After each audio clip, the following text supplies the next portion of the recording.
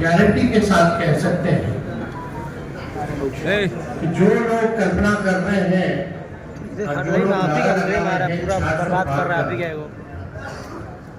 इस बार बिहार की धरती उनको धूल चुकाने का काम करेगी।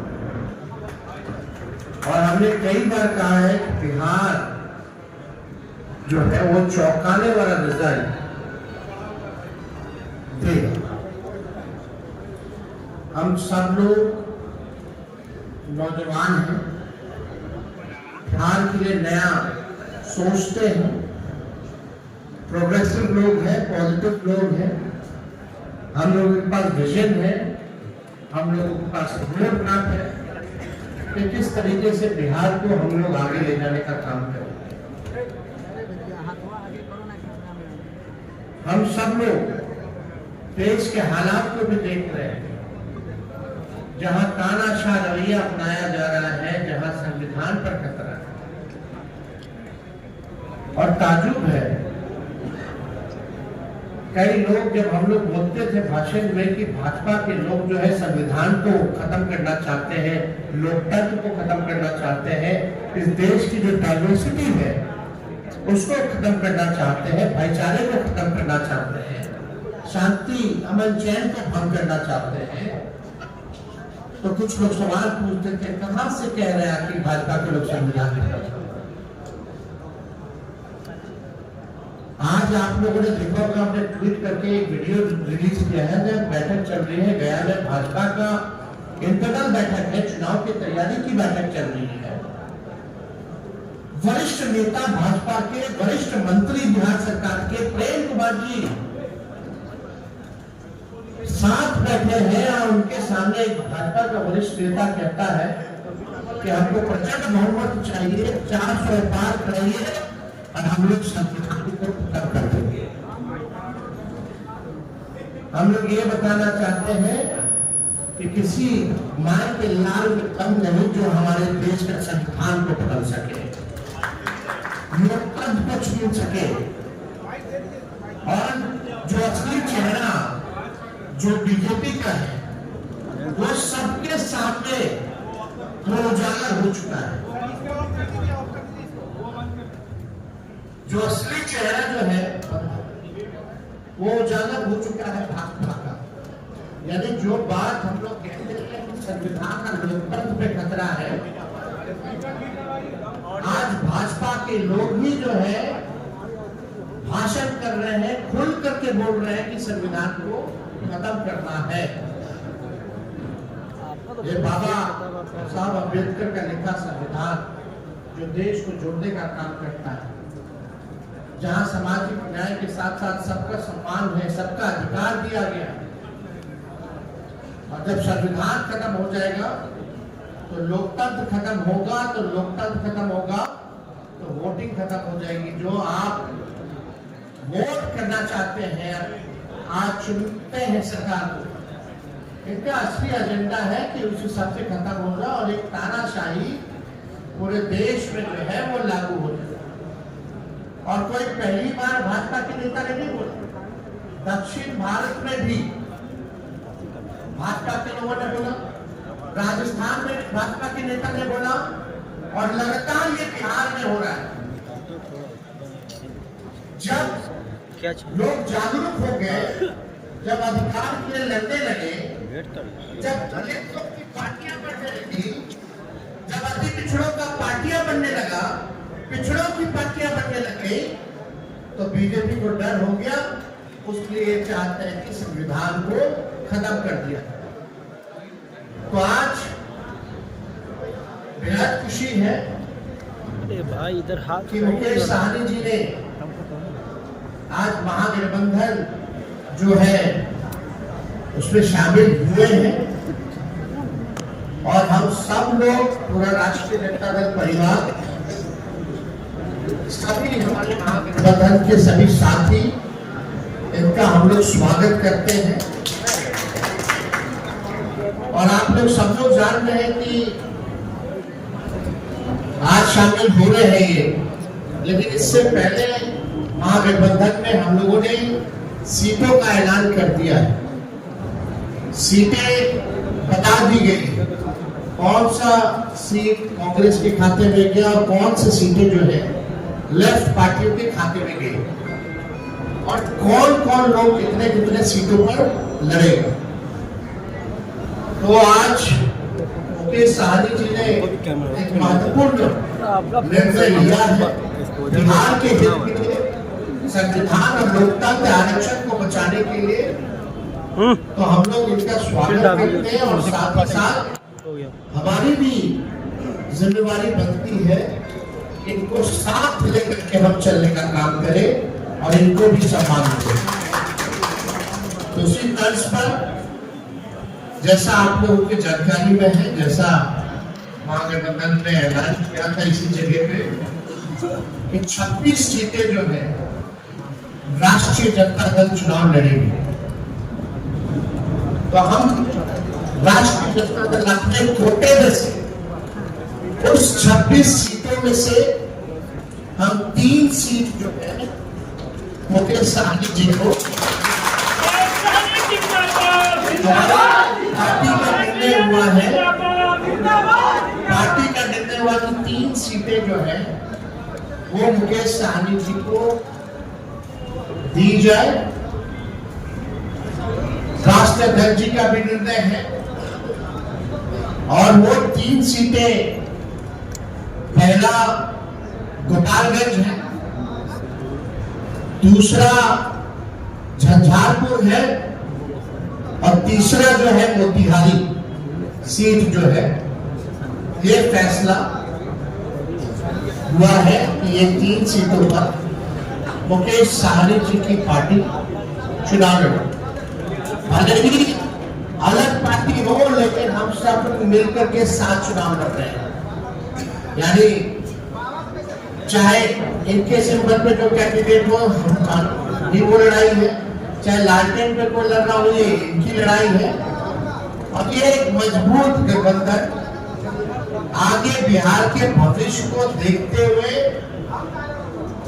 केवल लोकसभा ही चुनाव नहीं बल्कि आने वाला जो विधानसभा चुनाव होगा, क्योंकि समय तो ज्यादा नहीं रह गया है और आप लोग सब लोग जान रहे हैं कि नीतीश जी का तो जब मन है कभी भी खड़ा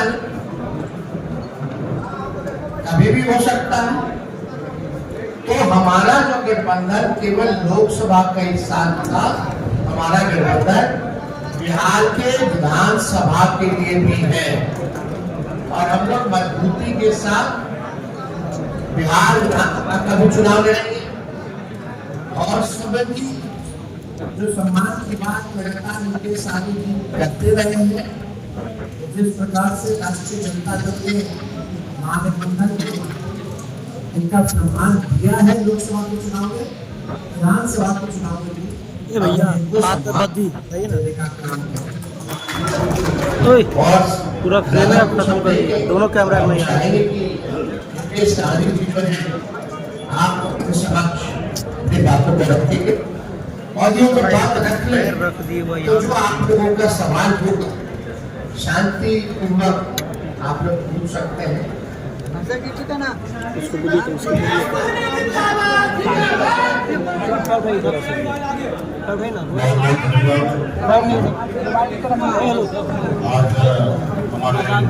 प्रेस कॉन्फ्रेंस में और कौन कर रहा जनता दल के सभी नेतागण, कौन कर रहा है हमारे बीजेपी पार्टी के सभी नेतागण, नेता प्रतिपक्ष हमारे श्री तेजस्वी प्रसाद यादव जी और तमाम हमारे मीडिया के सभी के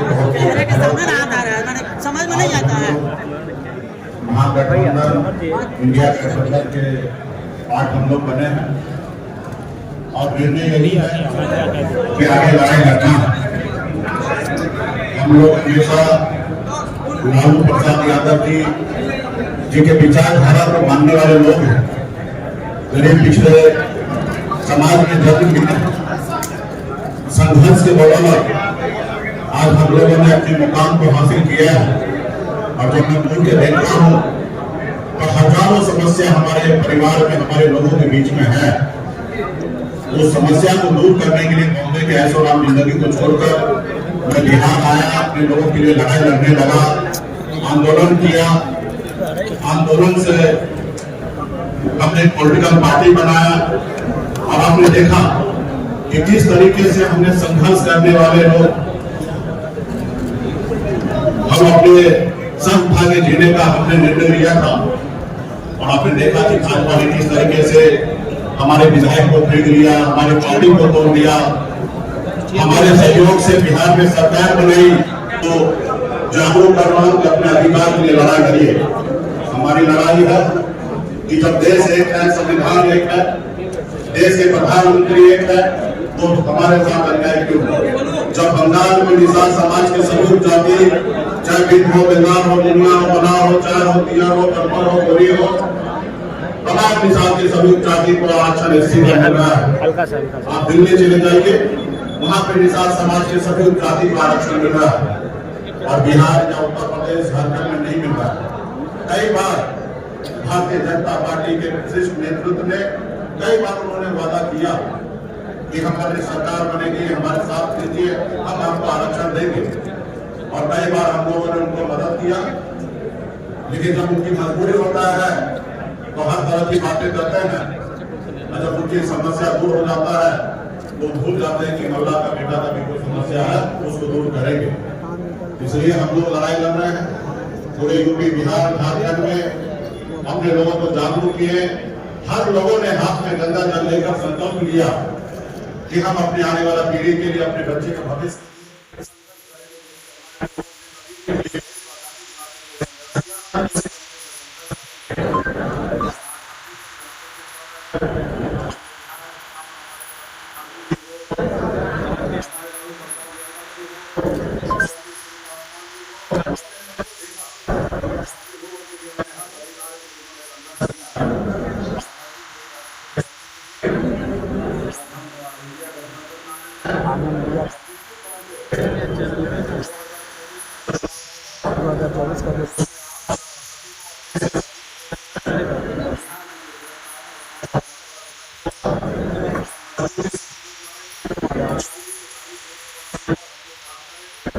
और 40 से 40 जीतने का हम लोग काम करेंगे, ताकि देश में जो आज खास करके मोदी जी ने हर साल में 2 करोड़ लोगों को रोजगार देने का जो निर्णय लिया था, आज कहीं न कहीं 2 लाख भी नौकरी उन्होंने देने का काम नहीं किया। आज हमारे लोग पढ़ लिख कर घूम रहे हैं, उनको नौकरी नहीं मिल रहा है। और खास करके ये कौन लोग हैं? ये SC, ST, OBC के लोग, अति पिछड़ा समाज के लोग हैं। आज हमारे बच्चे बीमार पड़ते हैं तो उसके घर में परिवार के पास पैसा नहीं होता है, तो उसको सही हॉस्पिटल में जाके इलाज कराएं। आज हमारे लोग इलाज के अभाव में बच्चे को दम तोड़ते हुए देख लेता है, तो उसके बच्चे के लिए कुछ नहीं कर पाता है। आज यही समझ कर लेकर अपने समाज के हक अधिकार के लिए लड़ाई लड़ने के लिए बिहार हमारा आगे बढ़े, बिहार के लोग आगे बढ़े। और इसके लिए हम लोग आज गठबंधन में आए हैं। और निश्चित तौर पे 2000 अगला जो चुनाव होगा, चुनाव कब होगा ये तो नहीं पता था, समय से हुआ तो 2025 में होगा। लेकिन मुझे लगता है कि 2024 चुनाव खत्म होते हुए ही बिहार में सरकार में परिवर्तन होगा। और हम लोग इसके लिए भी तैयार हैं और अगली सरकार हम लोग बनाएंगे। इसलिए साथियों, मजबूती से हम लोग हक अधिकार के लिए लड़ाई लड़ रहे हैं। इंडिया गठबंधन, महागठबंधन के परिवार को मैं धन्यवाद देता हूँ कि आपने इससे पहले भी जब हमने पार्टी बनाया तब आपने कभी भी आपने हमें साथ दिया। उस समय में हमने 3 लोकसभा सीट में चुनाव लड़ा और आज भी आपने हमें साथ दिया। अपने गठबंधन में आपने जगह दिया। 3 लोकसभा सीट पर पार्टी बनी है और 3 ही नहीं 40 सीट हम मानते हैं कि हम लोग मजबूती से लड़ेंगे। महागठबंधन, मित्र गठबंधन के तमाम साथी को धन्यवाद देता हूँ कि इस गठबंधन में हम लोग आए और आगे सामाजिक न्याय के लिए लड़ाई हम लोग लड़ते रहेंगे। मुकेश सहनी जी, एक सवाल है, सबके सवाल आप बताइए। मुकेश सहनी जी, एक सवाल है। एक किसी तरह का प्रेस कॉन्फ्रेंस था होटल मौर्या में और आपने कहा था आपके पीठ पर खंजर मार दिया गया। तेजस्वी जी उस वक्त भी हमें पूरा उम्मीद था कि ये सवाल जरूर आप करेंगे। देखिए, 2 भाइयों में आपस में नोक झोंक होता है और हम लोगों को उस समय में जो हुआ वो मेरे लिए भी अच्छा नहीं था, ना ही हमारे छोटे भाई तेजस्वी जी के लिए भी अच्छा था, और उससे हमें भी नुकसान हुआ और महागठबंधन का भी नुकसान हुआ था। खैर वो बात हो चुका है, बीत गया है। उस समय में तो सिर्फ हमारा नंबर में घोषणा हुआ, इसके लिए हमने थोड़ा सा कह सकते कि क्रोध प्रकट हमने कर दिया था। लेकिन आप कल्पना कीजिए, जिन्होंने हमारे सीने में खंजर होगा, जिन्होंने हमारे विधायक को ले लिया, हमें सरकार से बाहर कर दिया, जो सरकार हमने बनाया था, वो अब जरूर है कि उसको जवाब देने का, उनसे बदला लेने का। और आने वाला समय में जब दो भाई है, घर है, परिवार है, तो छोटा मोटा नोक-झोंक हुआ, उसको हम लोग अभी आने वाले समय में उसको दूर करेंगे। नोक-झोंक नहीं होगा, नोक-झोंक अब नहीं होगा तेजस्वी यादव से, तेजस्वी यादव से नोक-झोंक नहीं होगा, नहीं होगा तेजस्वी यादव से। अब एक साथ आप रहेंगे, निश्चित तौर पे एक साथ रहेंगे। हम वो नीतीश जी के जैसे दिखाएंगे कि मिट्टी में गिर जाएंगे और फिर कहीं नहीं जाएंगे। हम साथ हैं, हमेशा साथ रहेंगे और आगे वो समय आएगा, आप लोगों को जानकारी देते मिल जाएगा। पार्टी फोरम पे इस पर चर्चा होगा, कौन सा सीट पर किनको लड़ाना है, कौन पार्टी के पदाधिकारी लड़ेंगे। और हम लोग पिछड़ा समाज के लोग हैं, निश्चित तौर पे हम लोग चुनाव मैदान में हम 40 से 40 सीट जीतने के लिए आए हैं और मजबूती से हम लोग लड़ा लगे।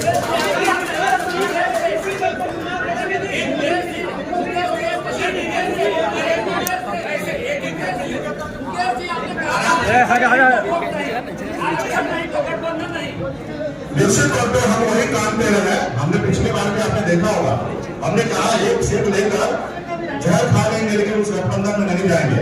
हमने निर्णय लिया था, आरक्षण है तो गठबंधन नहीं, गठबंधन है तो वोट नहीं। और वही निर्णय पर, क्योंकि आरक्षण तो केंद्र की सरकार को देना था, 10 साल से बड़ी सरकार में है। और निश्चित तौर पर हम अपने वादे के गए हैं और हमारा समाज भी जो हाथ में गंदा करने के कसम खाए हैं कि आरक्षण नहीं तो गठबंधन नहीं, उसी तौर पे हम लोग डरे रहेंगे और निश्चित तौर पे भाजपा को बिहार से 40 से 40 सीट हम लोग हराने का काम करेंगे। निश्चित तौर पे जो हमारा आरक्षण की लड़ाई है, निश्चित तौर पे हम राहुल गांधी जी को नेतृत्व में देश में सरकार बनाएंगे, हम अपनी सरकार बनाएंगे और निश्चित तौर पर उसमें जब हमारी सरकार होगा तो निश्चित तौर पर निषाद समाज का आरक्षण लागू होगा।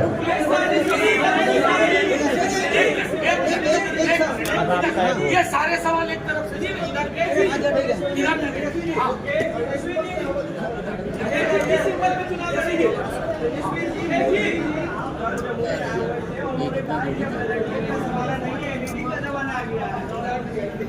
एक बात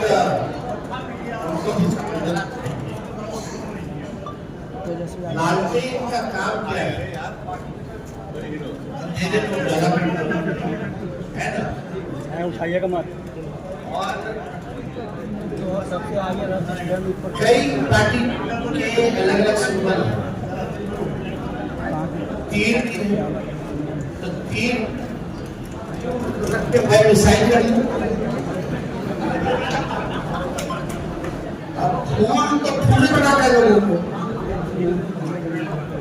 जो फूल है वो तो सबको फूल बना रहे हैं देश की जनता। उसका क्या तो एलईडी का जमाना है, इसका जमाना है, लेकिन जरा मोदी के अपने बगल में अपने साथी माननीय मुख्यमंत्री जी से पूछ लेते हैं कि दुनिया खत्म हो जाएगी, काहे ना बोलते किस बात पे बोलते हैं? क्योंकि जमाना हाईटेक हो गया है।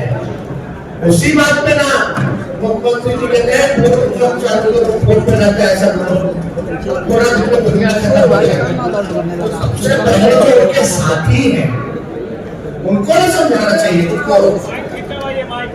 तो ये सब बेकार की बात है। असल बात क्या, माइक में आवाज नहीं आ रहा है। माइक जमुई में प्रधानमंत्री जी ने शुरुआत की। कल हमने ट्वीट किया परिवारवाद को लेकर के, लेकिन कल प्रधानमंत्री जी ने एक शब्द भी परिवारवाद के खिलाफ नहीं बोला। और पहला चरण में जहां भी चुनाव हो रहा है, एनडीए अलायंस ने सभी परिवार वालों को ही टिकट दिया है। भूपेंद्र जी प्रधानमंत्री जी कुछ भी कहते हैं, और आगे जा रहे हैं। भाजपा का लोग हम बोलते हैं कि गोबर दे करके बोलेगा कि तो खाओ हलवा है, समझे? तो प्रधानमंत्री जी की बात हो रही, लेकिन आपको हमेशा से भी पूछना चाहिए, और हम पूछना चाहते हैं कि भैया अब ये बता दीजिए जनता को कि प्रधानमंत्री जी वाला कौन कौन सा जुमला, फिर बाद में मत बोलिएगा चुनावी समय में तो जुमले बोले जाते हैं, लेकिन वो लोग जुमला बोलता है और हम लोग जो कहते हैं वो करके दिखाते हैं। हम लोग 17 महीने आए तो 5 लाख सरकारी नौकरी हम लोगों ने दिया।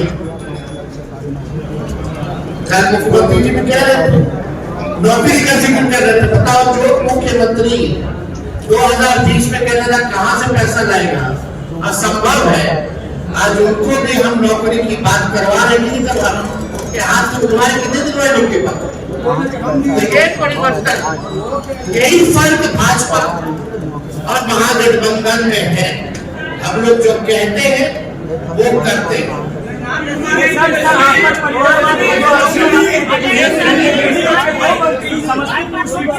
जेडीयू के 2 मंत्री परिवार के बेटे और बेटी चुनाव लड़ने के लिए वहाँ छोड़िए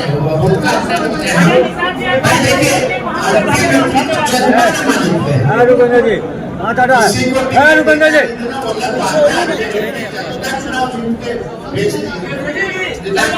मुकेश साहनी जी, एक सवाल है किस संबंध में